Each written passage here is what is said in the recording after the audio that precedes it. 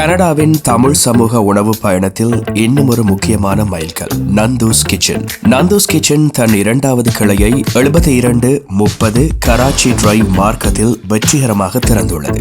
இதற்கு முன் 80 நேஷ்டன் ரோட் ஸ்காபரோவில் தொடங்கப்பட்ட நந்தூஸ் கிச்சனின் முதல் கிளை குறுகிய காலத்திலேயே தமிழ் சமூகத்தின் நம்பிக்கையையும் ஆதரவையும் பெற்ற ஒரு முக்கிய உணவகமாக தன்னை நிலைநிறுத்தியுள்ளது. கனடாவில் நடைபெறும் பல தமிழ் சமூக நிகழ்வுகளில் நந்தூஸ் கிச்சனின் சுவைமிக்க உணவுகள் தவறாமல் இடம்பெற்றிருப்பது அனைவரும் அறிந்த உண்மை.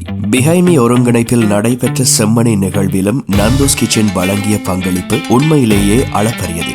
2025 ஆண்டு டிசம்பர் 13 திறக்கப்பட்ட இந்த புதிய கிளையின் தொடக்க விழாவில் கனடாவின் அரசியல் மற்றும் சமூக துறைகளை சேர்ந்த முக்கிய பிரமுகர்கள் கலந்து கொண்டு இந்த நிகழ்வை சிறப்பித்தனர்.